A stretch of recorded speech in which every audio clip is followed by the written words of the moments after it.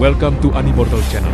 Tanpa berlama-lama lagi, mari kita mulai ceritanya. Angin dingin bertiup kencang dan nyala lilin bergoyang kencang. Angin membawa hawa dingin yang tak terlukiskan yang meresap ke udara. Tanah langsung membeku dan tumbuhan di sekitarnya tertutup es. Nyala api dari 3 lilin juga berubah warna menjadi hijau. Terdengar pula bisikan-bisikan di udara. Tidak mungkin mendengar apa yang mereka katakan. Seolah-olah banyak orang berbisik-bisik, suara-suara ini memasuki pikiran Xu Qing, menyebabkan pikirannya bergetar. Di kejauhan, kabut naik. Kabut itu datang begitu tiba-tiba, seolah-olah muncul begitu saja. Jangkauannya semakin lama semakin luas, hingga memenuhi area tertentu dan menutupi pepohonan di hutan. Setelah itu, sebuah kota muncul dalam kabut. Dinding kota ini berwarna abu-abu, dan semua bangunan di dalamnya berwarna abu-abu. Dari gayanya, kota ini memancarkan nuansa kuno, seolah-olah kota kuno yang terkubur dalam sejarah telah muncul kembali di dunia manusia. Banyak sekali sosok yang terlihat mengambang di dalamnya. Jumlah mereka banyak,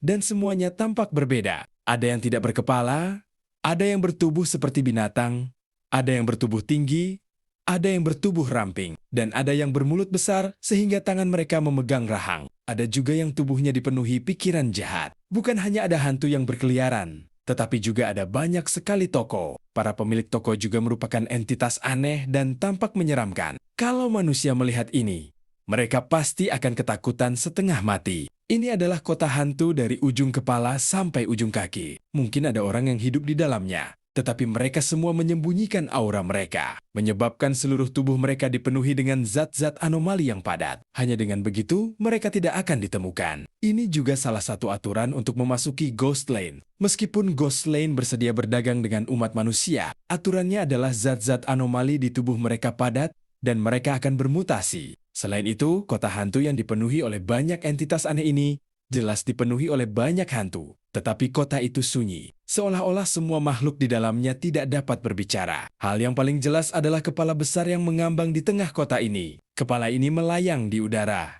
Kepala itu tampak seperti kepala manusia setengah baya, tetapi tidak memiliki rambut. Bentuknya seperti kepala seorang biarawan. Matanya tertutup, dan ia tetap tidak bergerak di udara. Ada rantai di sekelilingnya yang menekan dan menyegelnya. Setelah diamati lebih dekat, orang dapat melihat bahwa rantai tersebut dibentuk oleh lengan-lengan tanpa kulit yang saling terjalin. Di 4 gerbang kota-kota hantu ini, ada pria-pria jangkung dan kekar yang tidak mengenakan apapun di tubuh bagian atas mereka dan memiliki kepala bayi. Mereka membawa pedang hantu hitam sepanjang 50 kaki di pundak mereka. Melihat semua ini, tatapan Xu Qing tertuju dan ada beberapa gelombang dalam benaknya. Dia belum pernah melihat kota hantu terlarang Phoenix sebelumnya. Tetapi pemandangan ini persis seperti informasi yang telah dia periksa. Setelah dia melihatnya dengan mata kepalanya sendiri, dia teringat bahwa dia pernah melihat kota hantu di dasar laut terlarang. Kalau begitu, apakah tempat itu juga jalan hantu? Xu Qing tidak langsung masuk.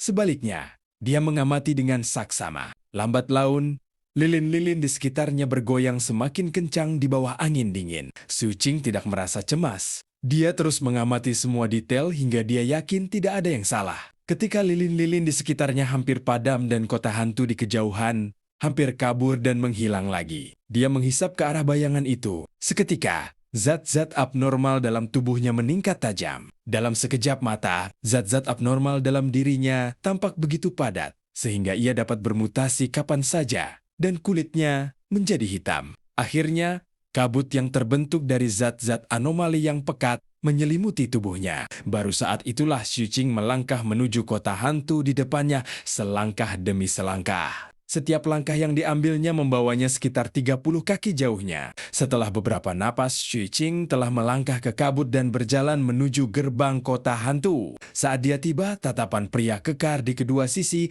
tertuju pada Xu Qing. Xu Qing tidak menghentikan langkahnya, membiarkan tatapan kedua hantu itu tertuju padanya saat ia berjalan memasuki kota. Saat dia masuk, pandangan di belakangnya menghilang. Pada saat ini, kabut di sekitarnya langsung naik dengan cepat, menutupi sekelilingnya, menyebabkan Xu Qing tidak melihat apapun kecuali kabut di kejauhan. Seolah-olah tempat ini telah terisolasi dari dunia luar dengan kedatangan seorang pedagang. Bulan di langit telah berubah menjadi hijau dan memancarkan cahaya gelap yang tersebar di kota. Hal ini sejalan dengan informasi yang diselidiki Xu Qing. Dia perlahan melangkah ke jalan panjang dan bergabung dengan kumpulan entitas aneh yang tak terhitung jumlahnya, berjalan bersama para hantu. Namun, pada saat itu, hidung kepala biksu besar di tengah kota itu tiba-tiba bergerak, seolah-olah sedang mengendus sesuatu. Kelopak matanya tampak hendak terbuka.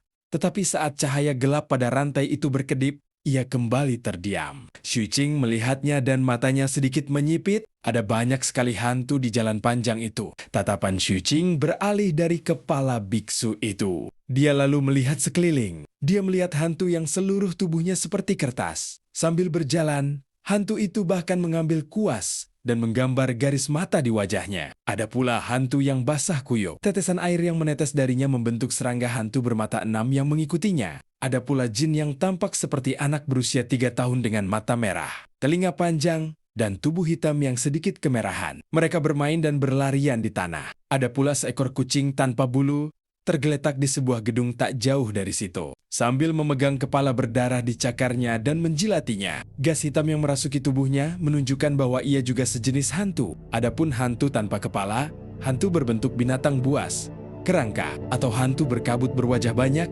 mereka ada di mana-mana. Ada yang melayang, ada yang merangkak di tanah, ada yang duduk di atas hantu lain, ada yang terbang di langit, dan ada yang bahkan berubah menjadi wajah-wajah hantu yang tak terhitung jumlahnya yang saling menggigit. Mereka tertawa terbahak-bahak dan berlari ke depan. Masing-masing dari mereka memancarkan aura jahat dan rasa lapar. Setelah Xu Qing merasakannya, dia menjadi lebih waspada. Saat ia melangkah maju, ia juga mengamati toko-toko di kedua sisi, mencari apa yang ia butuhkan. Seluruh jalan tampak ramai dengan hantu. Di dalam dan di luar toko-toko, suasananya sama. Satu-satunya hal yang menakutkan adalah suasananya benar-benar sunyi. Xu Qing juga tidak bersuara dan melayang ke depan sambil memeriksa toko-toko. Tiba-tiba, pikirannya tergerak dan dia melihat ke depan. Di depannya, hantu berwajah binatang dengan sepotong besar kulit hitam membusuk berjalan ke arahnya sambil memegang dagunya. Aura mengerikan menyebar dari entitas aneh ini. Dari penampilannya, sepertinya ingin bertabrakan dengan Xu Qing.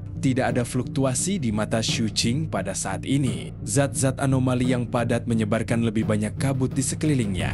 Saat zat-zat itu bergejolak, zat-zat itu berubah menjadi wajah hantu jahat yang menyeringai pada hantu berwajah binatang itu. Matanya menunjukkan keserakahan dan keinginan. Wajah hantu ini terbentuk dari bayangan. Sejak tiba di sini, ia ingin melahap hantu-hantu itu, tetapi Xu Qing tidak mengizinkannya. Oleh karena itu, ia hanya bisa menahan diri. Sekarang salah satu dari mereka berjalan ke arahnya. Ia merasa senang dan terkejut sebelum Xu Qing bisa bergerak. Wajah hantu yang terbentuk dari kabut itu menyerbu keluar dan membuka mulutnya untuk melahap pihak lain. Kecepatannya begitu tinggi sehingga hantu berwajah binatang itu langsung lenyap tanpa jejak. Wajah hantu itu kembali dengan rasa puas. Adegan ini hanya selingan kecil.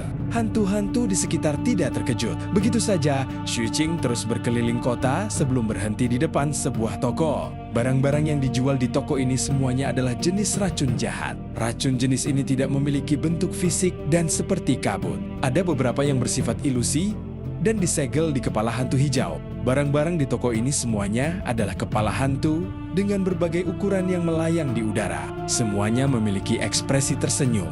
Tatapan Xu Qing menyapu. Setelah melihat lebih dekat, dia merasa puas. Apa yang dia datang ke sini adalah untuk menemukan semacam racun yin dan jahat yang ekstrem. Kecuali makhluk hidup memiliki seni kultivasi khusus, akan sangat sulit untuk mengumpulkan racun jenis ini. Hanya entitas aneh yang dapat bersentuhan dengannya. Xu Qing menatap penjaga toko. Penjaga toko ini tampak seperti seekor beruang. Bibirnya merah seperti sinebar, matanya seperti cermin. Memiliki tanduk panjang di kepalanya dan sayap hijau di punggungnya. Ia memiliki ekor macan tutul yang panjangnya lebih dari 10 kaki. Makhluk itu juga mengamati Xu Qing setelah tatapannya bertemu dengan Xu Qing. Makhluk itu membuka mulutnya yang berdarah dan tampak tersenyum. Xu Qing dengan tenang meraihnya. Seketika, 13 dari sekitar 100 kepala hantu yang mengambang di toko terbang dan melayang di depan Xu Qing dan pemilik toko. Xu Qing kemudian mengeluarkan botol kecil dan mendorongnya. Ekor si penjaga toko langsung melingkari botol kecil itu, meninggalkan bayangan. Tanpa suara, botol kecil itu pecah dan bau darah menyebar, memperlihatkan gumpalan darah. Gumpalan ini adalah darah jantung para kultivator Night Dove. Ada sekitar beberapa ratus tetes dalam satu botol. Saat pemilik toko mendekatkan makanan itu ke mulutnya dan menikmatinya dengan gembira, Xu Qing melihat bayangan jiwa muncul di dalam darah jantungnya. Mereka adalah sosok kultivator merpati malam. Si penjaga toko mengangguk puas. Xu Qing mengambil kepala-kepala hantu di depannya dan menaruhnya di tas penyimpanannya. Ia kemudian berbalik dan pergi, terus berjalan di jalan hantu. Ia berjalan cepat melewati kerumunan entitas aneh dan berhenti di depan beberapa toko untuk membeli barang. Malam hampir berlalu. Xu Qing mencari untuk waktu yang lama dan akhirnya menemukan barang terakhir yang diinginkannya. Itu di sebuah toko yang tampak seperti penginapan. Ada mayat-mayat yang tergantung di toko. Ada mayat manusia, binatang, makhluk bukan manusia, dan sosok-sosok ilusi. Mereka semua digantung di dinding dengan kait, tetapi mereka masih hidup. Ada lilin-lilin berbagai warna yang menyala di bawahnya, yang seolah-olah menyebarkan maksud misterius, menyebabkan makhluk hidup ini memancarkan berbagai emosi. Ada yang mabuk, ada yang marah, ada yang sedih, dan ada yang gembira. Seolah-olah mereka berada dalam mimpi yang berlangsung seumur hidup. Yang menarik perhatian Xu Qing bukanlah makhluk hidup ini, melainkan lilin-lilin di bawahnya. Toko ini menjual lilin seperti itu. Mengenai benda ini, Xu Qing telah melihatnya di informasi yang dibelinya dari sekte sebelum dia datang ke sini. Dia tahu bahwa ini sebenarnya adalah sejenis racun, dan namanya sangat enak didengar. Disebut keracunan 3 nyawa. Dan harganya sangat mahal. Ini juga tujuan utama Xu Qing datang ke sini. Setelah melihat ini, dia tidak ragu untuk mengeluarkan 4 botol kecil dan meletakkannya di depan penjaga toko. Penjaga toko ini adalah seorang lelaki tua berjubah kuning dan dia tampak cukup normal. Dia melihat botol-botol kecil yang diambil Xu Qing dan menggelengkan kepalanya. Begitu dia menggelengkan kepalanya, wajahnya berubah terus-menerus. Pertama, dia menjadi pemuda yang tampan, lalu menjadi wanita tua yang penuh kerutan. Setelah itu, dia menjadi anak yang nakal. Xu Qing mengerutkan kening. Dia hanya punya 11 botol kecil darah jantung dan telah menggunakan 5 botol sebelumnya. Berdasarkan keterangan yang diperolehnya, 4 botol sudah cukup untuk membeli 3 nyawa yang mabuk. Setelah merenung sejenak, Xu Qing mengeluarkan 1 lagi dan meletakkannya di depan penjaga toko. Penjaga toko itu menatap tajam ke arah Xu Qing, tetapi tetap menggelengkan kepalanya. Wajah Xu Qing yang tertutup kabut menjadi gelap. Setelah terdiam beberapa saat, dia mengeluarkan botol kecil terakhir. Namun, si penjaga toko masih menggelengkan kepalanya.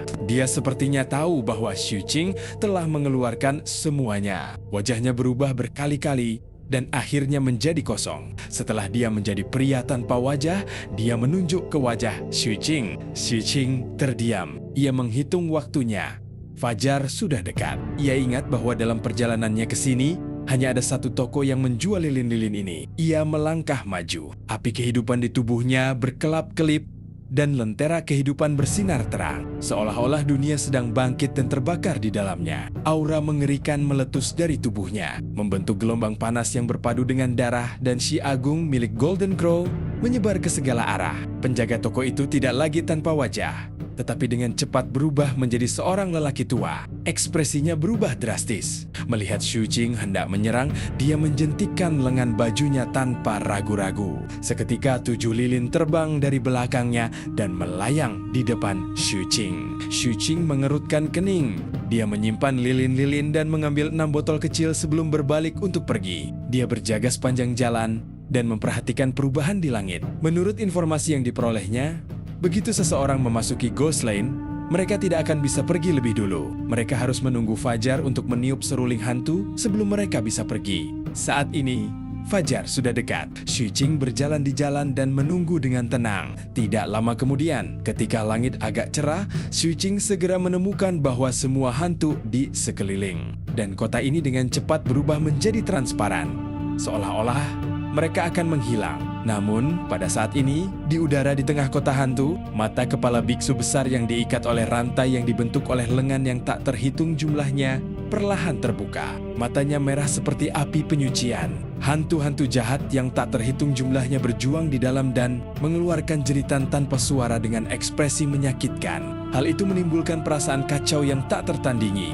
menyebabkan ekspresi kepala biksu itu menjadi sedikit linglung. Pada saat itu, kepala itu berhenti bergerak. Tatapannya yang kacau, seperti biasa, menyapu seluruh kota hantu sebelum fajar. Di kota hantu ini, ada lebih dari 10 sosok di lokasi berbeda yang tidak berubah menjadi transparan. Mereka semua adalah kultivator yang datang untuk berdagang dan sedang menunggu fajar. Pandangan biksu itu menyapu orang-orang ini satu persatu. Ketika tatapannya mendarat pada Xu Qing, tiba-tiba tubuhnya bergetar dan hidungnya berkedut. Setelah mengendus, matanya berbinar. Xu Qing juga merasakannya dan raut wajahnya berubah.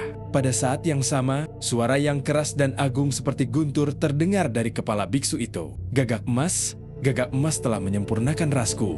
Gagak emas harus mati. Saat suara ini muncul, fajar menyingsing dan seluruh kota hantu langsung terdiam. Ini juga satu-satunya suara yang didengar Xu Qing malam itu. Suara ini mengandung kekuatan yang tak terduga. Setelah memasuki telinga Xu Qing, seluruh tubuhnya bergetar dan jiwanya menjadi tidak stabil, seolah-olah akan runtuh. Untungnya lentera kehidupan payung hitam melindungi jiwanya, memungkinkan Xu Qing pulih. Dia segera mengambil seruling hantu dan meniupnya. Suara yang menusuk telinga menyebar ke segala arah. Saat bergema, semua yang ada di sekitar Xu Qing dengan cepat menghilang. Hanya dalam rentang satu tarikan napas, sosok Xu Qing muncul di hutan, tempat ia mendirikan 3 pohon sebelumnya. Adapun kota hantu, tidak ada tanda-tandanya. Di kejauhan, cahaya merah api muncul di cakrawala. Matahari mulai terbit dan cahayanya menyebar kemana-mana. Pada saat yang sama di daerah terlarang ini, sangat jauh dari tempat Xu Qing berada, ada juga sebuah kota di sana. Namun, kota ini sama sekali berbeda dari kota hantu. Kota ini adalah keberadaan yang nyata dan telah berubah menjadi reruntuhan bertahun-tahun yang lalu. Di bawah kegelapan malam, samar-samar terlihat dinding yang pecah dan debu. Di sebelah timur kota yang hancur, dengan datangnya sinar matahari, malam itu seperti tirai yang langsung diangkat oleh kekuatan langit yang dahsyat, memperlihatkan kuil yang tersembunyi dalam kegelapan. Di luar kuil, puluhan kultivator duduk bersila dan bermeditasi. Pakaian mereka semua berbeda dan mereka semua sangat waspada terhadap satu sama lain. Jelas, mereka datang dari tempat yang berbeda. Ketika fajar telah tiba, mereka memandang kuil dengan tatapan penuh kewaspadaan dan rasa hormat. Di dalam kuil itu ada patung yang sedang memegang pedang. Di bawah patung itu, hanya ada satu orang yang bermeditasi di seluruh kuil. Orang ini mengenakan jubah emas dan mahkota giok. Penampilannya sangat tampan, tetapi ekspresinya sangat dingin. Kanopi di kepalanya luar biasa, dan seluruh tubuhnya memancarkan aura yang mengejutkan. Dia adalah bintang suci. Di Phoenix Forbidden, tempat 3 pohon membentuk segitiga, ketiga lilin telah lama padam, hanya menyisakan minyak lilin yang telah membentuk lapisan tebal pada pepohonan. Xu Qing berdiri di tengah-tengah 3 pohon dan memandang ke arah menghilangnya kota hantu.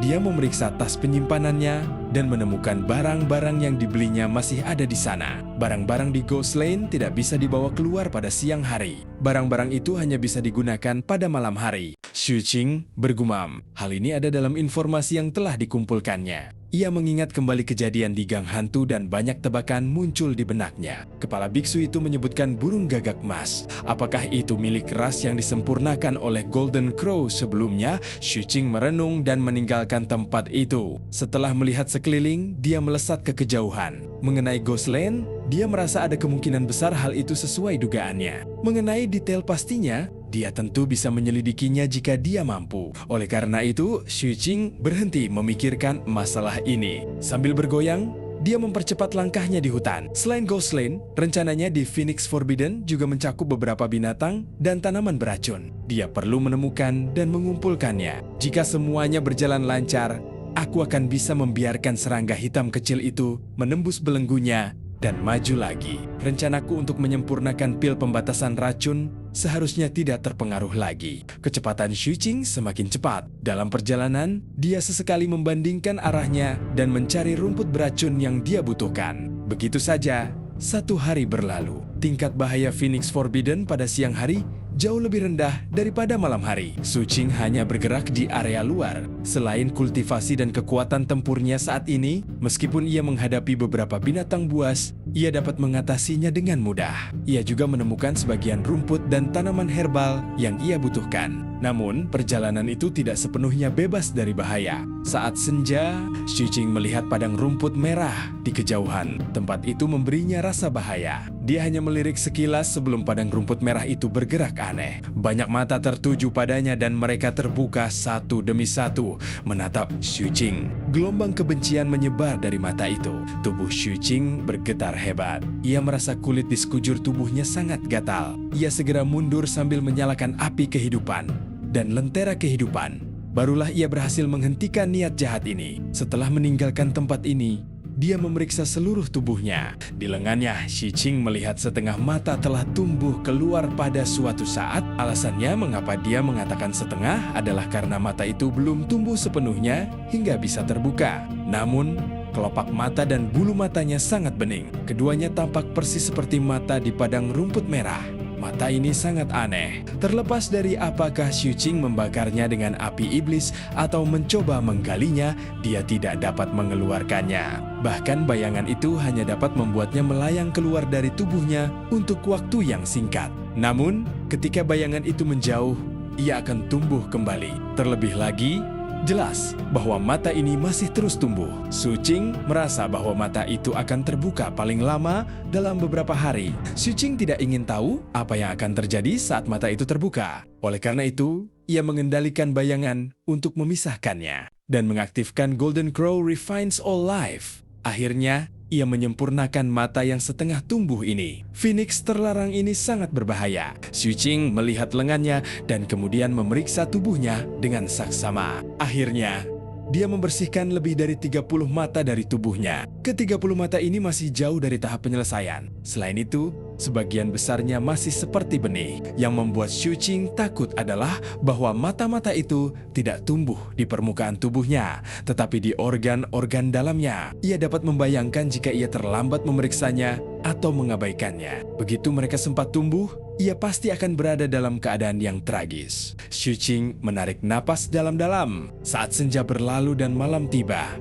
dia menjadi lebih berhati-hati. Dia memilih lubang pohon dan masuk. Aku punya hampir semua rumput beracun. Selanjutnya, aku perlu mengumpulkan beberapa binatang beracun. Dia tidak berencana untuk keluar malam ini karena waktu aktivitas target berikutnya sebagian besar adalah pada siang hari. Terlebih lagi, dia akan mencoba memasukkan racun yin jahat ke dalam serangga hitam kecil malam ini. Dia mulai membuat formasi susunan dan bubuk racun di luar lubang pohon. Setelah memastikan keselamatannya, dia menutup matanya dan bermeditasi. Malam tiba dan suasana menjadi sunyi. Dari waktu ke waktu, teriakan-teriakan aneh terdengar dari dunia luar. Saat Xu Qing mendengarkannya, dia merasa Xiaoliola telah kembali ke kota yang hancur saat itu. Aku ingin tahu kapan aku akan cukup kuat untuk mengabaikan daerah terlarang dan wilayah terlarang, Xu Qing bergumam dalam hati. Waktu terus berlalu dan segera, tengah malam pun tiba. Saat udara dingin di sekitarnya terus meresap. Kabut putih keluar dari mulut Xu Qing saat ia bernapas. Hal ini menyebabkan rasa dingin yang sudah lama tidak ia rasakan muncul kembali.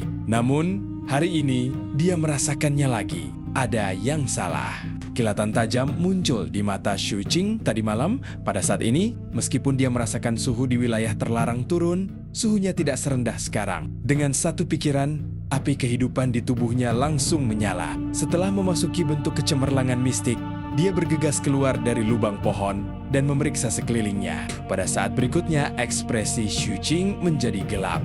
Dia melihat kabut tebal tiba-tiba muncul di hutan belantara yang jauh. Kabut ini menyebar dan menyelimuti sekitarnya. Kota hantu dari kemarin telah turun lagi tanpa suara. Kali ini, Xu Qing tidak memainkan seruling hantu. Dia juga telah memeriksa sekelilingnya dan tidak ada seorang pun yang memanggil kota hantu. Xu Qing sama sekali tidak ragu dan langsung melarikan diri dengan kecepatan penuh. Di belakangnya, kepala biksu yang dirantai oleh lengan yang tak terhitung jumlahnya di udara di atas kota hantu perlahan berbalik dan melihat ke arah Xu Qing melarikan diri. Suaranya seperti kilat saat bergema lagi. Golden Crow menyempurnakan rasku.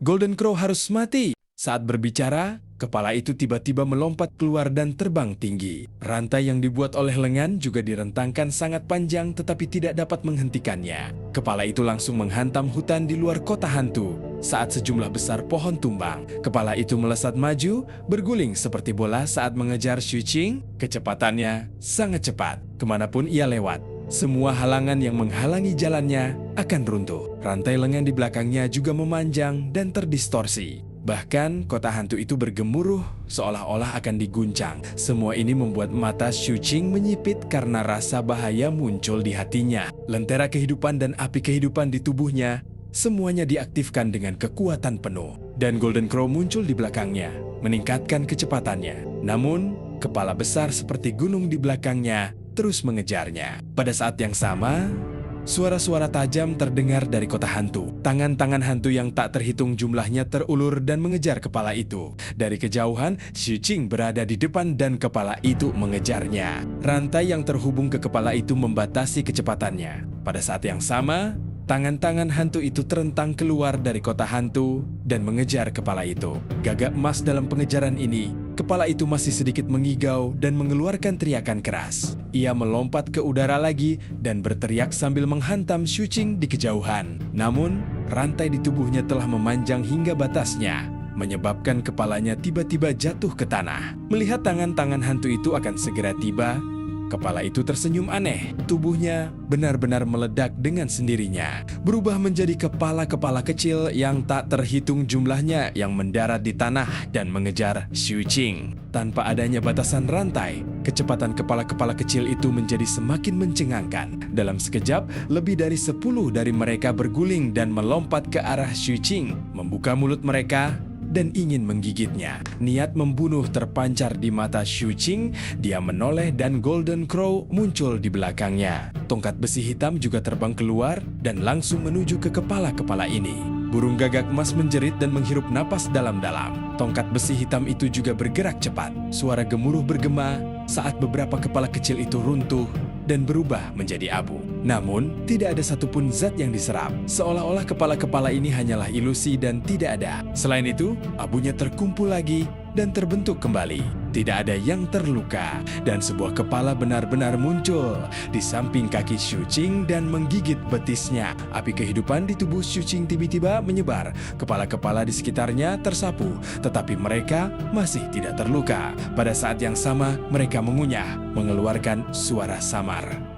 Ekspresi Xu Qing tampak muram. Dia tahu bahwa bukan karena gagak emas itu lemah, tetapi karena kultivasinya saat ini tidak cukup untuk menunjukkan kekuatannya. Dia melihat betisnya, sepotong daging telah digigit oleh pihak lain. Dulu, dia adalah orang yang menyerap orang lain. Ini adalah pertama kalinya seseorang mampu menggigitnya. Kepala kecil itu menjilati lidahnya, memperlihatkan senyum aneh. Tepat saat ia hendak menggigit lagi, ia dicengkeram oleh tangan hantu dan diseret kembali ke kota hantu. Adapun kepala lainnya, beberapa dari mereka menghindari tangan hantu dan menggigit Xu Qing lagi. Ekspresi Xu Qing tampak buruk. Ia menyadari bahwa kekuatan api kehidupannya tidak efektif melawan mereka. Melihat kepala lain menyerbu dengan menyeramkan, kilatan dingin muncul di matanya. Bayangan itu merasakan pikiran Xu Qing dan langsung menyerap zat-zat aneh di kepala tanpa ampun. Leluhur sekte berlian tidak mau kalah dan dengan cepat menusuk kepala itu. Kepala itu juga buas. Ia bahkan tidak menghindar sama sekali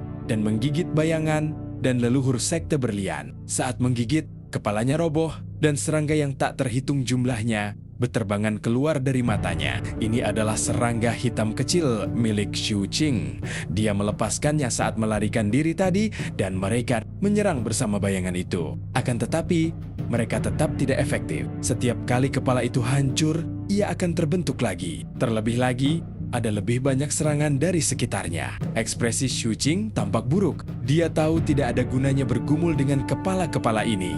Dia berbalik dan mengerahkan seluruh tenaganya untuk melarikan diri. Begitu saja, malam pun berlalu. Xu Qing berlari sepanjang malam dengan liar. Jika tertangkap, dia akan segera menghancurkan kepala-kepala itu dan terus melarikan diri. Tidak memberi kesempatan kepada kepala-kepala itu untuk mengepungnya. Pada saat yang sama, tangan-tangan hantu itu terus mencengkeram kepala satu demi satu dan menyeretnya kembali ke kota hantu. Baru ketika seberkas cahaya muncul di cakrawala, dan Xu Qing meletus dengan kekuatan penuhnya untuk menghancurkan sebuah kepala. Kepala-kepala yang mengejarnya akhirnya menghilang. Mereka semua dicengkeram oleh tangan hantu. Saat sinar matahari menghilang, mereka pun menghilang. Hanya Xu Qing yang tersisa di area itu. Matanya menampakkan kekejaman saat ia menatap ke arah lokasi di mana kota hantu itu muncul tadi malam. Pakaiannya compang-camping, dan meskipun dagingnya yang terluka tumbuh lagi, bekas gigitannya menghilang lebih lambat. Apa benda ini? Tidak ada gunanya menghancurkannya, dan benda ini bisa langsung terbentuk kembali.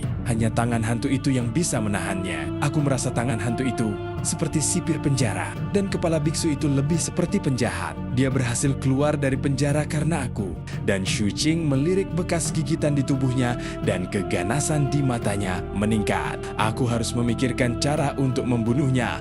Rasa dingin di mata Xu Qing sangat pekat. Ketika leluhur sekte berlian menyadari kejadian ini, dia mendengus dingin dalam benaknya. Tidak apa-apa kalau kau menggigitku, tapi kalau kau berani menggigit Demon Shu, kepalamu akan dipenggal. Langit cerah dan semua yang aneh telah menghilang. Xu Qing menemukan sebuah pohon besar dan duduk di puncaknya untuk memulihkan diri. Saat matahari sudah tinggi di langit, ia membuka matanya dan melihat ke arah kota hantu yang muncul tadi malam. Keganasan di matanya semakin kuat. Setelah itu, ia melompat turun dan mulai berkeliaran di hutan. Xu Qing tidak mencari binatang buas yang telah direncanakannya untuk diincar hari ini. Sebaliknya, ia melaju cepat melewati wilayah terlarang. Ia mengamati setiap area yang dilewatinya dengan saksama. 1 jam kemudian, ia melihat sebuah lembah. Xu Qing mengaktifkan Mystic Brilliance Form Nia dan memeriksa lembah dari atas. Lembah ini tampak seperti bentuk cekung. Hanya ada satu pintu masuk dan tidak ada pintu keluar. Setelah memastikan tidak ada masalah besar di sini, Xu Qing melihat sekelilingnya. Tiba-tiba dia meninju batu gunung di sampingnya. Sejumlah besar puing berjatuhan, memperlihatkan lubang besar di gunung. Xu Qing mengalihkan pandangannya dan meneruskan pukulannya ke berbagai arah. Beberapa saat kemudian, Xu Qing melubangi puluhan lubang besar di dinding gunung pada kedua sisi lembah. Setelah melakukan ini, ia terus membombardir tanah lembah, membentuk puluhan lubang besar sebelum berhenti. Dia menghitung waktu dan memasuki sebuah lubang besar. Dia kemudian mengeluarkan sebuah kotak besi dari tas penyimpanannya. Kotak itu tak lain adalah kotak harapan yang berisi pil pembatasan racun. Xu Qing membuka kotak harapan dan meletakkannya di tanah. Xu Qing segera mundur dan tidak peduli dengan pil racun yang mengeluarkan auranya dengan sembarangan. Dia mengambil batu-batu yang telah diledakkan di sekitarnya dan menumpuknya di tepi lubang tempat pil racun itu ditempatkan, membentuk dinding. Meskipun dinding batu ini tidak dapat menutup lubang itu sepenuhnya, dengan pemahaman Xu Qing tentang pil pembatasan racun, selama tidak ada angin, aura yang dipancarkannya dapat bertahan setidaknya selama 1 hari. Ketika hanya ada celah kecil di dinding, Xu Qing menunggu sebentar dan melambaikan tangannya. Kotak harapan itu terbang dan dia segera menutupnya. Dia kemudian menutup pintu masuk gua dan pergi ke lubang kedua. Xu Qing berencana untuk membiarkan aura pil racun meresap ke udara di setiap lubang, termasuk lubang dalam di tanah. Dengan cara ini, karena lingkungan lembah yang khusus, udara beracun yang bocor akan tetap berada di lembah. Leluhur sekte berlian gemetar saat melihat Xu Qing melakukan pekerjaan itu dengan tatapan mata yang ganas. Ia berpikir dalam hati bahwa hal itu dapat memprovokasi siapapun, tetapi harus memprovokasi iblis Shu ini. Begitulah, waktu terus berlalu. Persiapan Xu Qing berlanjut hingga malam tiba. Saat hampir tengah malam, Xu Qing akhirnya selesai menyiapkan semuanya. Total ada lebih dari 60 lubang besar di sini. Dan dia telah mengisi semuanya dengan aura pil racun dan menyegelnya. Qing sambil mengeluarkan raungan rendah. Akan tetapi, pada saat berikutnya, gemuruh rendah ini berhenti tiba-tiba. Setelah itu, terdengar suara mengerikan dari lembah. Di tengah gemuruh, kepala yang menggelinding itu langsung mundur. Wajahnya yang mengigau digantikan oleh kengerian. Sebagian besar kulit di wajahnya membusuk. Namun, tidak ada darah yang mengalir keluar. Seolah-olah keberadaan kepala ini tidak memiliki darah, tetapi semacam fisik khusus. Akan tetapi, betapapun istimewanya, ia masih menunjukkan tanda-tanda pembusukan dan pencairan di bawah aura pil racun yang tersisa dari era sebelumnya. Saat benda itu bergulir, Xu Qing yang berada di lembah melakukan serangkaian segel tangan dengan kedua tangannya. Tiba-tiba, seekor mosasaurus yang sangat besar muncul di belakangnya dan menghantam lembah dengan keras. Ledakan! Lembah itu runtuh dan aura pil racun menyebar ke segala arah. Kepala itu tidak dapat menghindari aura beracun dan semakin tercemar. Kengerian di wajahnya menjadi semakin intens hingga hancur dengan sendirinya. Berubah menjadi kepala-kepala kecil yang tak terhitung jumlahnya yang mencoba menyebarkan racun. Namun, kekuatan pil racun itu mengerikan. Bahkan jika pil itu tersebar, masih sulit untuk menetralkannya sepenuhnya. Meskipun racunnya tidak bereaksi cepat, jelas bahwa kadarnya sangat tinggi dan tidak dapat dinetralisir dengan mudah. Niat membunuh muncul dari mata Xu Qing saat ia bergegas maju. Ia mengangkat tangan kanannya dan pedang surgawi muncul, menebas dengan ganas kepala-kepala kecil yang tersebar di sekitarnya. Tanah bergemuruh dan Golden Crow juga bangkit, menyemburkan api hitam ke segala arah, mengubah sekelilingnya menjadi lautan api. Kemudian, ia menghirupnya dengan ganas. Adapun bayangan dan leluhur sekte berlian, mereka tidak berani bergerak saat ini. Mereka juga takut dengan racun itu. Hanya serangga hitam kecil yang memiliki sedikit ketahanan terhadap racun. Mereka bergegas keluar dan mulai melahap kepala-kepala itu. Xu Qing menebas dengan pedang surgawinya lagi. Tanah bergetar dan kepala-kepala kecil itu mengeluarkan teriakan sedih saat mereka dengan cepat berlari ke kejauhan. Pada saat itu, setiap kepala kecil hancur lagi, mencoba memisahkan bagian yang membusuk. Melihat hal ini, Xu Qing tidak melanjutkan pertarungan. Dia mengeluarkan artefak sihir yang diperolehnya dari Simaling yang ditujukan pada entitas aneh. Artefak ajaib ini adalah pagoda kecil yang indah terbuat dari kristal. Prosedur aktivasinya sederhana dan hanya membutuhkan kekuatan sihir. Xu Qing mengaktifkannya dan mengayunkannya ke kepala kecil yang melemah setelah membuang bagian yang membusuk. Kekuatan kepala kecil itu jelas berkurang setelah bagian-bagiannya dipotong. Kepala itu diselimuti oleh pagoda kristal dan langsung tersegel. Xu Qing mengambilnya dan menyimpannya. Dia segera berbalik dan pergi. Dia tahu betul bahwa meskipun pil penghalang racunnya mengerikan, yang dilepaskannya kali ini hanyalah auranya. Itu bukanlah penghalang racun yang sebenarnya. Ada perbedaan besar di antara keduanya. Xu Qing tidak yakin akan kekuatannya yang sebenarnya. Namun, dia punya beberapa tebakan setelah melihat kepala biksu itu tidak dapat menetralkan racun. Bahkan setelah terbelah menjadi kepala yang tak terhitung jumlahnya. Karena dia telah membalas dendam, Xu Qing pergi dengan sangat cepat. Meskipun kali ini dia tidak membunuh pihak lain sepenuhnya. Kepala biksu aneh itu mungkin juga tidak enak badan. Terlebih lagi, dia telah memperoleh spesimen untuk dipelajari dan menemukan cara untuk membunuhnya sepenuhnya. Atau, aku bisa menunggu sampai aku menggabungkan pil pembatasan racun dan mampu menunjukkan kekuatan aslinya sebelum aku datang untuk membunuhnya. Xu Qing menekan niat membunuhnya dan berjalan semakin jauh. Begitu saja. Beberapa hari berlalu, Xu Qing tidak tahu apa akhir dari kepala biksu aneh itu. Tetapi selama beberapa malam berikutnya, kota hantu itu tidak muncul lagi. Xu Qing juga tidak memainkan seruling hantu untuk memeriksanya. Sebelum ia memiliki kemampuan untuk membunuh pihak lain sepenuhnya, Xu Qing merasa tidak perlu memeriksanya. Namun, ia mengukir kata kepala biksu pada potongan bambu itu. Setelah itu, ia mengerahkan seluruh energinya untuk mencari binatang beracun yang ingin ia dapatkan. Caranya sederhana. Bayangan itu menyebarkan sejumlah besar mata bayangan ke binatang buas di wilayah terlarang. Mereka menyebar ke segala arah seperti mata-mata yang tak terhitung jumlahnya, membantu Xu Qing mencari targetnya. Seiring berjalannya waktu, pencarian Xu Qing berjalan lancar. Dia selesai mengumpulkan semua binatang beracun dalam daftarnya dan memperoleh lebih banyak racun. Selama waktu ini, Xu Qing juga menggunakan racun in jahat yang dibelinya. Ditambah dengan racun yang diperolehnya kemudian, serangga hitam kecil itu dapat melanjutkan jalur transformasinya. Setelah mereka terbentuk secara berkelompok, Xu Qing terus merawat mereka dengan bantuan tubuh binatang buas, menyebabkan serangga hitam kecil itu menjadi semakin kuat. Namun, karena mereka mengalami banyak transformasi, waktu untuk setiap transformasi menjadi semakin lama. Karena dia senggang, Xu Qing mempertimbangkan apakah dia harus pergi ke reruntuhan kuil Dao Surga Ekstrim untuk melihat apakah dia bisa memahami pedang surga ekstrim di sana. Saat pikiran ini muncul, bayangan itu menyampaikan emosi terkejut kepada Xu Qing. Bodoh, parasit pujian. Bodoh, Xu Qing mulai bertanya. Tuan, yang dimaksud Little Shadow adalah si idiot dari puncak pertama, terlihat oleh binatang buas yang diparasit oleh mata bayangannya di daerah sekitar. Selain itu, dia bertingkah mencurigakan. Leluhur sekte berlian berubah dan dengan cepat menerjemahkan, secara otomatis mengabaikan kata pujian yang disebutkan Little Shadow. Kau ingin Demon Shu memujimu, bocah kecil? Jangan pernah bermimpi tentang itu selama aku menerjemahkannya untukmu. Dulu, Wu Jianwu ini pernah memprovokasi dia di Laut Terlarang. Namun, belakangan, pihak lain tampak sangat takut dan tidak lagi memiliki kemampuan untuk mengancamnya. Terlebih lagi, dia bahkan telah membantu membayar biaya untuk membunuh pengikutnya. Oleh karena itu, setelah berpikir sejenak, Xu Qing tidak berencana untuk mencarinya. Dia akan menuju ke reruntuhan tempat kuil Dao Surga Ekstrim berada.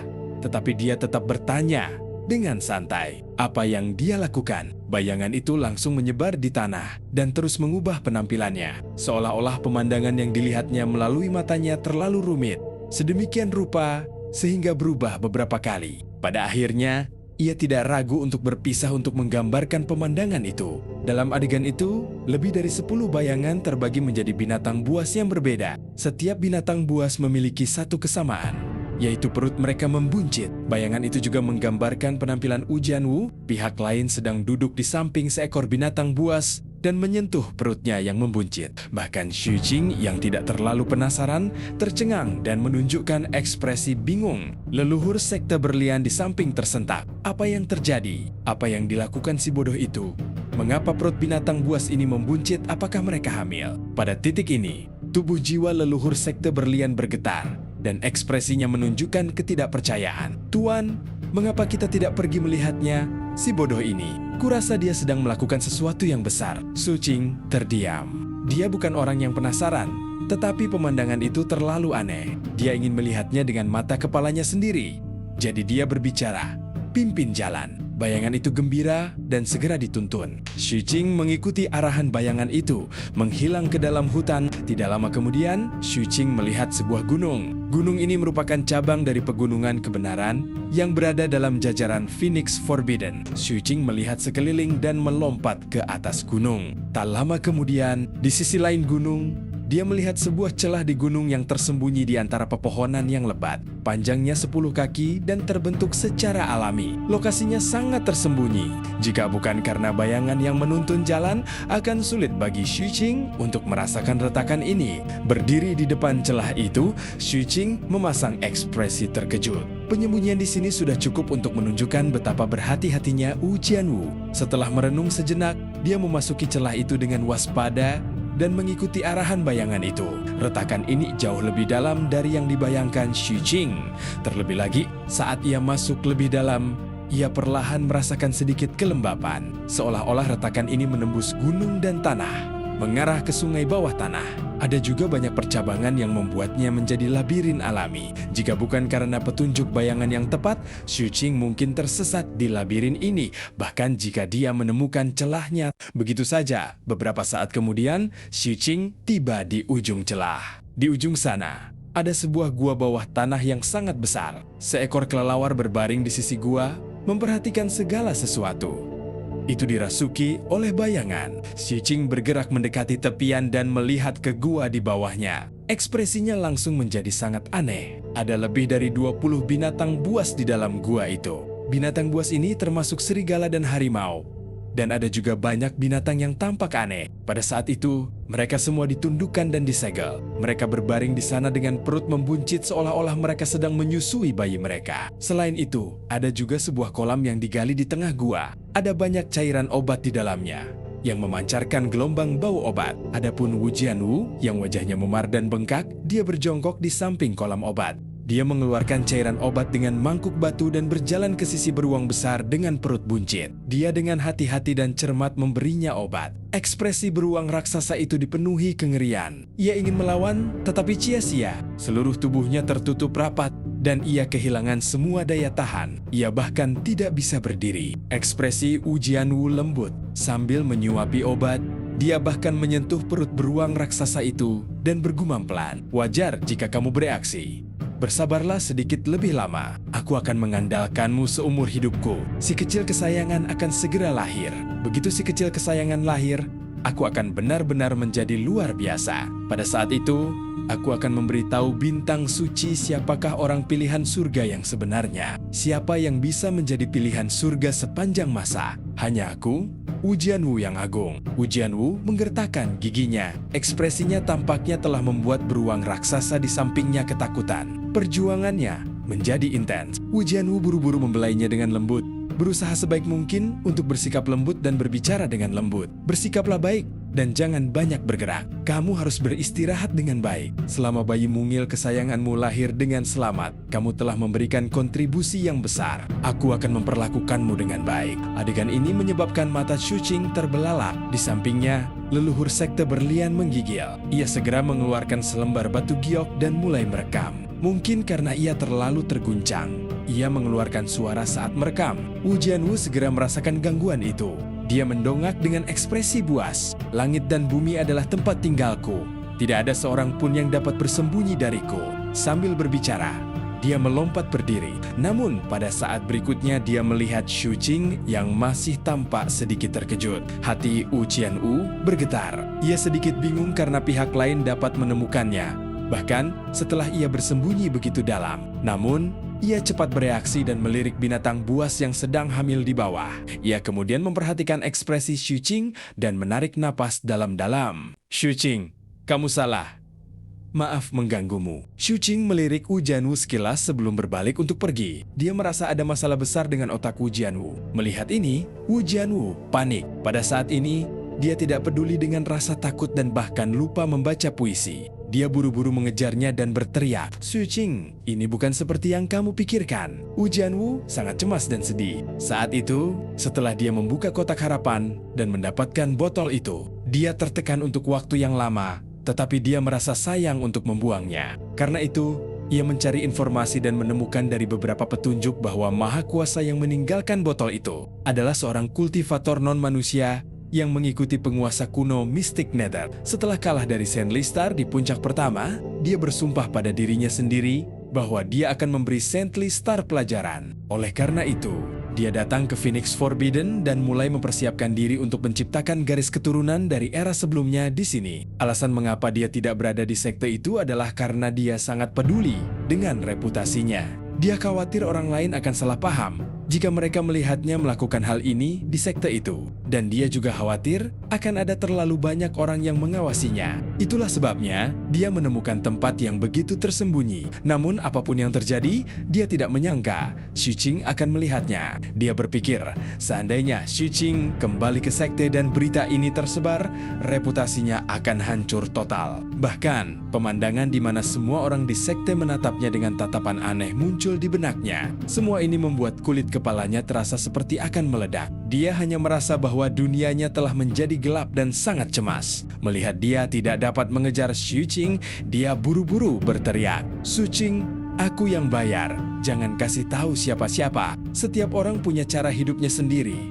Tidak apa-apa. Suara Xu Qing terdengar dari kejauhan. Tidak seperti itu. Wajah Wu Jianwu berubah ungu dan merah karena dia menjadi semakin cemas. Xu Qing, aku akan memberimu 300.000 batu roh. Xu Qing melangkah keluar dari celah dan tiba di luar gunung. Ketika mendengar ini, dia berhenti dan menoleh untuk melihat ke belakang. Tak lama kemudian, Wu Jianwu bergegas keluar dari celah itu dengan mata memerah. Dia segera mengeluarkan tiket roh dan memasukkannya ke tangan Xu Qing. Ambillah Xu Qing, kamu harus mengambilnya. Jika kamu tidak mengambilnya, aku tidak akan merasa tenang. Masalah ini benar-benar tidak seperti yang kamu pikirkan. Aku, napas Wu Jianwu menjadi tergesa-gesa. Melihat ini, Xu Qing diam-diam menyimpan tiket roh dan mengangguk dengan serius. Aku tidak melihat apapun. Namun, Wu Jianwu jelas masih khawatir. Xu Qing, mengapa kamu datang ke Phoenix Forbidden? Jika ada yang bisa aku bantu, katakan saja padaku. Aku mencari bahan racun. Xu Qing melirik Wu Jianwu. Racun? Aku tahu tempatnya. Aku akan membawamu ke sana.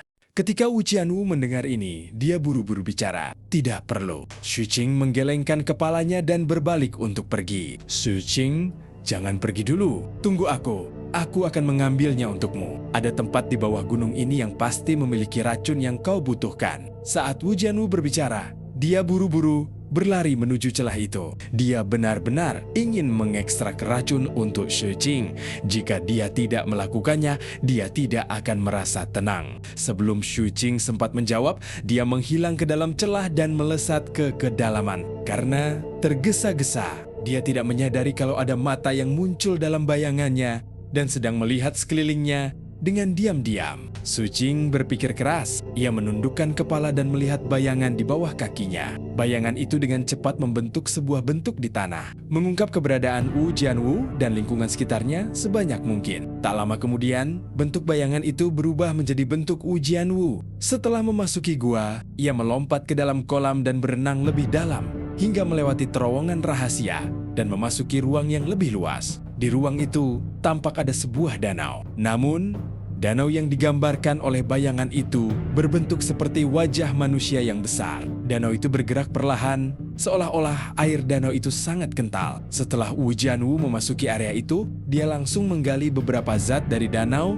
dan menaruhnya di mangkuk batu sebelum kembali. Bayangan itu tidak mampu menggambarkan semuanya dengan baik. Saat Xu Qing merenung, Wu Jianwu kembali. Xu Qing, apakah menurutmu ini sesuai dengan kebutuhanmu? Saat Wu Jianwu berbicara, dia menyerahkan mangkuk batu kepada Xu Qing. Tatapan Xu Qing menyapu dan langsung membeku. Ada beberapa benda beku di mangkuk batu. Benda-benda itu tampak seperti cairan, tetapi sebenarnya tidak. Benda-benda itu berwarna biru dan memancarkan cahaya kristal. Benda-benda itu juga memancarkan gelombang aroma.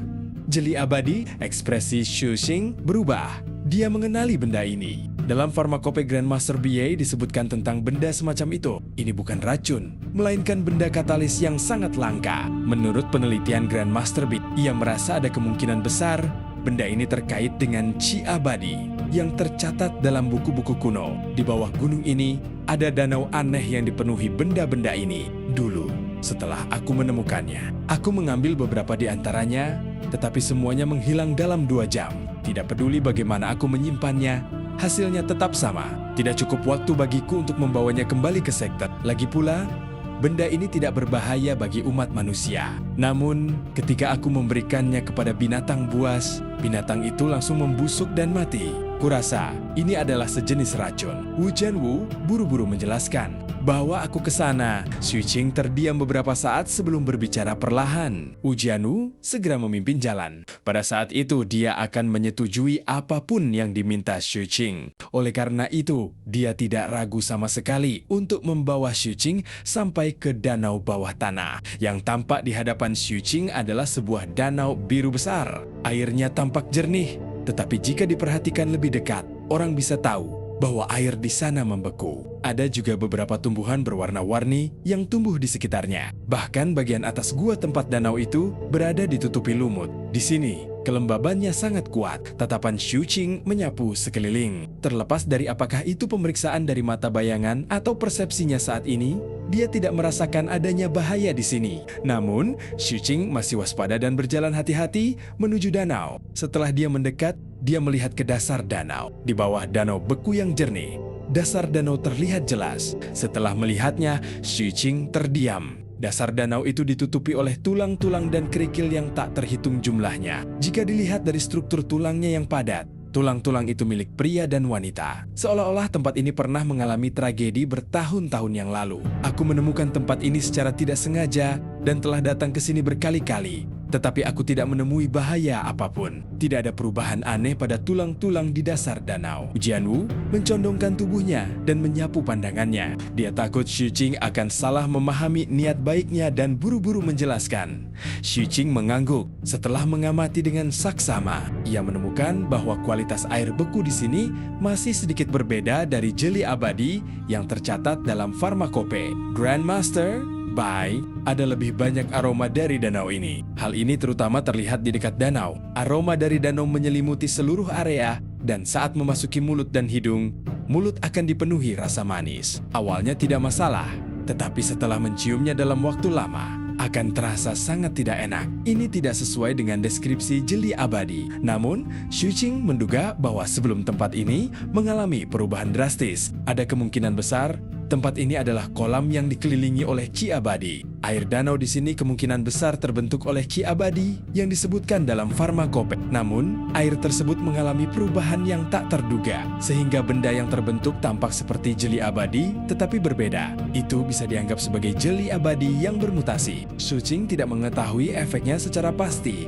tetapi ia merasa hal itu seharusnya memiliki nilai penelitian yang besar. Dia menarik kembali pandangannya dan hendak mengambil lagi. Namun pada saat ini, Su Qing tiba-tiba berseru pelan dan melihat dengan saksama ke dasar danau. Api kehidupan di tubuhnya terbakar pada saat ini, dan kultivasinya meletus, membentuk lautan badai api. Di samping mata Wu Jianwu terbuka lebar saat dia tersapu kembali oleh aura Su Qing. Apa yang sedang terjadi? Begitu Wu Jianwu berbicara, Su Qing telah mengumpulkan kekuatan api kehidupan di matanya, menyebabkan matanya melampaui bintang-bintang pada saat ini, memancarkan cahaya cemerlang saat dia menatap suatu titik di dasar danau. Di sana, di tengah-tengah tulang-tulang dan sejumlah besar puing, ada sebuah batu besar yang membuat Su Qing merasa familiar. Apa yang kamu lihat? Apakah ada sesuatu yang bagus di dalam? Sayang sekali air danau ini aneh, dan aku tidak berani turun. Aku juga memikirkan cara untuk mengambil tulang-tulang di dalamnya, tetapi aku tidak bisa. Wu Jianwu memperhatikan tatapan Su Qing dan buru-buru berbicara. Namun sebelum dia selesai berbicara, batu yang sedang ditatap Su Qing itu tampaknya telah dicengkeram oleh tangan tak kasat mata. Batu itu tiba-tiba bergeser dan ditarik keluar, perlahan-lahan menembus danau hingga terseret keluar dan melayang di depan Su Qing. Adegan ini menyebabkan Wu Jianwu terkesiap. Su Qing mengamati batu besar itu dengan saksama. Setelah sekian lama, ia menemukan alasan mengapa batu itu terasa familiar. Itulah aura pedang surga ekstrim. Batu ini berisi jimat suci pedang langit ekstrim. Su Qing cukup terkejut saat dia menyimpannya. Bayangan itu juga kembali tanpa suara. Dialah yang pergi mengambil batu besar tadi. Saat batu besar itu dikeluarkan, lokasi di mana batu itu berada sebelumnya memperlihatkan sebuah lempengan batu pecah yang semula tersembunyi di bawahnya. Saat air danau di sekitarnya perlahan berfluktuasi, endapan lumpur pada prasasti batu menghilang ke tepian, menampakkan beberapa kata dan gambar. Su Qing segera menoleh. Kolam pembersih abadi kerajaan hijau ungu, Wu Jianwu yang berada di samping juga merasakannya. Ketika dia melihat kata-kata itu dengan jelas, dia berseru. Su Qing juga sangat terkejut. Setelah mengamati lebih dekat, dia menyadari bahwa gambar pada prasasti batu itu tampaknya merupakan peta benua Nan Huang. Di atasnya tertera lokasi ibu kota kerajaan ungu hijau. Itu adalah tanah ungu saat ini. Ada tanda lokasi kolam pembersihan abadi dan tanda di sampingnya yang bertuliskan kediaman putra mahkota. Dilihat dari lokasinya, tempat itu tak lain adalah reruntuhan kuil Dao Surga Ekstrim yang sebelumnya ingin dikunjungi Su Qing. Su Qing menatap danau itu. Asal-usul tempat ini sudah jelas. Pada saat yang sama, nama kerajaan ungu hijau muncul lagi dalam ingatan Su Qing. Pertama kali dia mendengar tentang kerajaan hijau ungu adalah di bumi ungu, ketika Chun Fei Yuan bercerita kepadanya tentang 8 keluarga besar. Mereka dapat bersimbiosis dengan harta karun ajaib. Su Qing teringat perasaan yang diberikan Chun Fei Yuan kepadanya saat itu. Dia jelas sangat lemah, tetapi juga sangat kuat. Setelah sekian lama, Su Qing mengalihkan pandangannya dan mengeluarkan lebih banyak jeli abadi yang bermutasi. Dia tidak tinggal lebih lama lagi dan berbalik untuk meninggalkan lokasi danau. Dia kembali ke dunia luar. Wu Jianwu mengantarnya sampai keluar pintu masuk celah. Pada saat itu, dia menyilangkan tangannya dan menatap Su Qing dengan penuh semangat ingin mengatakan sesuatu, tetapi ragu-ragu. Aku tidak akan memberitahu siapapun. Kau bisa tenang saja. Su Qing menatap Wu Jianwu dengan penuh arti. Dengan goyangan tubuhnya, dia berubah menjadi pelangi dan pergi. Wu Jianwu ditinggalkan sendirian. Dia berdiri di sana dengan ekspresi melankolis, mengkhawatirkan untung dan ruginya. Lama kemudian, Wu Jianwu menggertakkan giginya dengan keras. Aku tidak bisa terlalu khawatir. Meskipun Su Qing ini mendominasi, dia seharusnya menjadi orang yang menepati janjinya. Paling buruk, aku tidak akan kembali ke sekte untuk sementara waktu sampai aku membesarkan anak-anakku yang berharga. Wu Jianwu jelas-jelas gelisah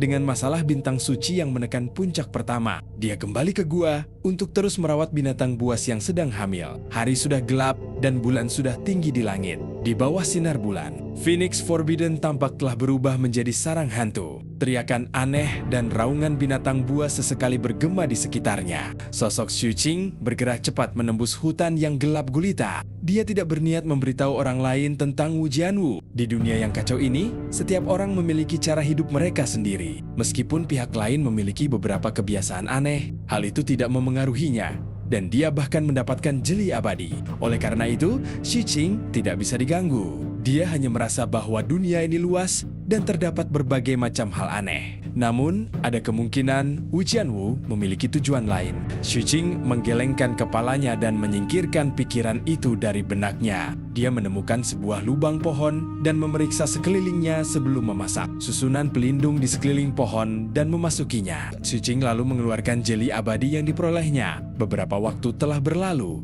Jadi jeli abadi itu jelas berkurang setengahnya. Ini mengingatkan Xu Qing pada apa yang dikatakan Wu Jianwu. Barang ini akan hilang setelah 2 jam. Setelah berpikir sejenak, dia mengeluarkan sebuah botol kecil. Setelah membukanya, dia melambaikan tangannya seketika. Serangga-serangga hitam kecil di dalamnya terbang keluar dan hinggap di jeli abadi itu, mulai melahapnya. Xu Qing mengamati dengan saksama. Namun, bahkan setelah serangga hitam kecil itu selesai memakan jeli abadi ini, tidak ada reaksi atau perubahan. Setelah memikirkannya, Xu Qing memutuskan untuk membiarkan sekumpulan serangga hitam kecil ini melahap semua jeli abadi yang dibawanya. Tak lama kemudian, jeli abadi itu menghilang. Xu Qing mengamati cukup lama dan akhirnya menyimpan serangga hitam kecil itu kembali ke dalam botol. Ia kemudian menandai botol itu dan menyimpannya secara terpisah.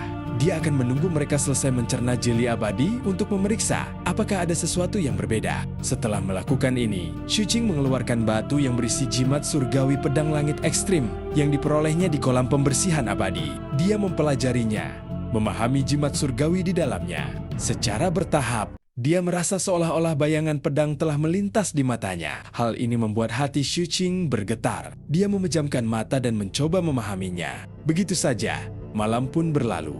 Keesokan paginya, ketika Xu Qing membuka matanya, hal pertama yang dilakukannya adalah melihat batu di tangannya. Batu ini dapat membuatku memperoleh pemahaman yang lebih mendalam tentang pedang langit ekstrim. Xu Qing merasa bahwa dia telah memperoleh banyak hal. Dia kemudian memeriksa serangga hitam kecil yang telah melahap jeli abadi. Berdasarkan pengamatan Xu Qing yang cermat melalui darahnya, ia menemukan bahwa serangga hitam kecil ini tampaknya sedang mabuk. Mereka tidak bergerak sama sekali dan tidak aktif. Namun, aura mereka tampaknya sedikit berubah. Hal ini menarik perhatian Xu Qing. Namun, mereka tidak aktif sekarang, dan dia tidak dapat melihat apa yang telah berubah secara pasti. Jadi dia tidak mengganggu mereka. Setelah menyimpannya kembali, dia mengingat lokasi danau tersebut. Dia kemudian meninggalkan lubang pohon dan bergegas pergi. Tepi batu ini tajam seperti pisau. Pasti ada hubungannya dengan kuil dao surga ekstrim. Kemungkinan besar, itu adalah bagian dari patung tertentu. Xu Qing menganalisis. Waktu terus berlalu dan 10 hari pun berlalu. Selama 10 hari ini, Xu Qing terus mempercepat langkahnya. Kadang-kadang, ia memanen rumput beracun dan racun dari binatang buas. Ia juga terus mengamati sekelompok serangga hitam kecil yang telah melahap jeli abadi. Namun, mereka masih tidur. Masih belum bangun?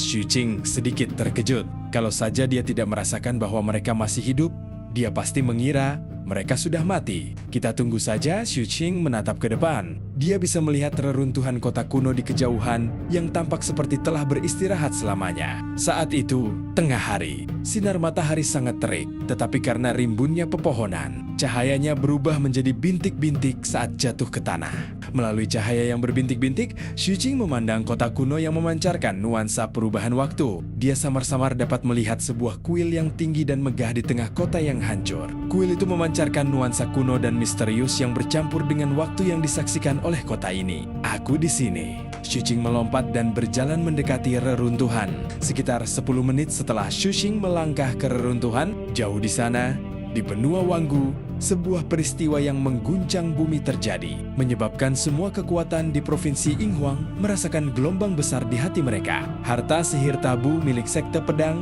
Awan melonjak di aliansi 7 sekte digunakan lagi setelah hampir 200 tahun.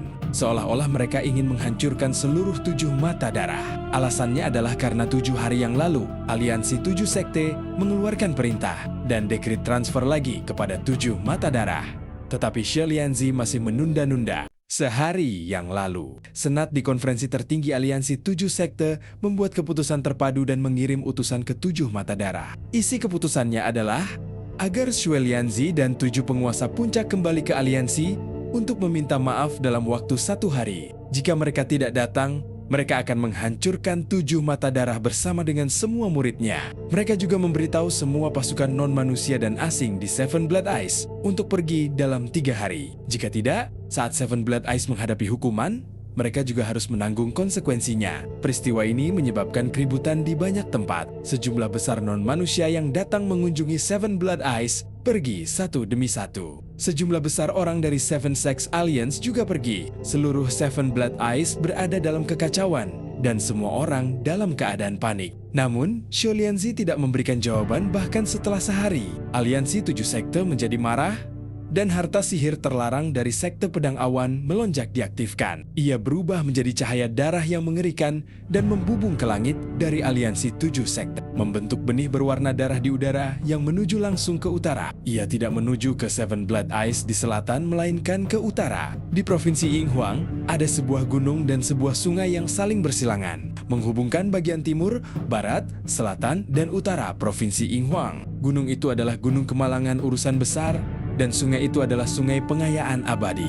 Gunung Grand Affairs Misfortune Passing menghubungkan utara dan selatan, dan Sungai Immortal Enrichment menghubungkan barat dan timur. Tempat di mana mereka berpotongan adalah pusat provinsi Yinghuang, dan di sana ada sebuah sekte. Sekte ini disebut sekte urusan kecil dan tidak berhubungan langsung dengan sekte abadi urusan besar. Namun, setiap faksi besar tahu bahwa sekte urusan kecil ini adalah pion yang didukung oleh sekte abadi urusan besar untuk menekan aliansi 7 sekte. Sebuah bendungan besar dibangun di lokasi sekte tersebut, memblokir anak sungai dari Sungai Pengayaan Abadi yang seharusnya mengalir menuruni jalan pegunungan dan mencapai muara aliansi 7 sekte. Karena anak sungainya tersumbat, tingkat pembersihan energi spiritual dan zat-zat anomali di aliansi 7 sekte sangat terpengaruh. Bagi aliansi 7 sekte, sekte urusan kecil bagaikan tulang ikan di tenggorokan mereka. Mereka telah mengirim permintaan untuk membongkar bendungan berkali-kali. Tetapi sekte abadi urusan besar selalu campur tangan dan mengajukan persyaratan yang berat. Jika aliansi 7 sekte ingin bergerak melawan sekte urusan kecil, kecuali mereka dapat segera mengakhiri pertempuran, mereka pasti akan dihentikan. Pada saat yang sama, di bawah pengawasan dan keseimbangan berbagai kekuatan, mengaktifkan tabu tanpa alasan pasti akan menimbulkan kecurigaan. Terlebih lagi, golongan lain senang melihat umat manusia saling bertarung satu sama lain. Dan menambah panasnya api, menyebabkan situasi aliansi 7 sekte menjadi semakin tak tertahankan. Pada saat itu, target dari benih berwarna darah yang terbentuk dari harta sihir terlarang yang meletus dari sekte pedang awan melonjak. Tidak lain adalah sekte urusan kecil. Kecepatannya begitu cepat sehingga benih berwarna darah itu langsung melewati jarak yang tak berujung dan mendarat di sekte urusan kecil. Inilah rencana sebenarnya dari aliansi 7 sekte dengan kedok konflik dengan 7 mata darah. Mereka tampaknya memiliki konflik besar dengan Seven Blood Eyes dan bertindak agresif. Tetapi pada kenyataannya, semua ini hanyalah asap. Itu untuk menemukan alasan untuk mengaktifkan tabu dan mencabut tulang ikan dari tenggorokan mereka. Benih berwarna darah mendarat dan pohon darah aneh bangkit dari tanah sekte urusan kecil dan menjulang tinggi ke langit. Dengan goyangan pohon, lebih dari separuh kultivator di sekte urusan kecil tumbang dan tewas di tempat. Darah mereka mengalir ke pohon dan kultivator yang tersisa juga terluka parah. Dengan goncangan lain, sekte itu bergemuruh, tanah hancur dan bangunan runtuh. Bendungan besar bahkan meledak berkeping-keping. Tanpa halangan bendungan, Sungai Pengayaan Abadi yang deras mengalir di sepanjang jalur pegunungan Kemalangan Urusan Besar. Ketika bergoyang untuk ketiga kalinya, pohon darah itu mekar dan suara kuno terdengar. Buktinya meyakinkan bahwa sekte urusan kecil telah membunuh murid-murid aliansi kita. Basmi sekte urusan kecil, niat berdarah di langit melonjak dan membentuk formasi susunan. 100 atau lebih sosok muncul dari dalam, dan masing-masing dari mereka memiliki aura yang mencengangkan dan niat membunuh yang ganas. Segalanya terjadi terlalu cepat. Sebelumnya, untuk mengintimidasi Seven Blood Eyes, total 3 sekte telah mengaktifkan harta sihir tabu. Meskipun mereka baru saja mengaktifkan tabu milik Soaring Cloud Sword Sect sebelumnya, pada saat berikutnya, 6 sekte lainnya juga mengaktifkan harta sihir tabu mereka. Seketika, langit di atas seluruh Seven Sects Alliance berubah warna. Dunia terguncang, dan cerita pun berakhir. Sampai jumpa di episode berikutnya.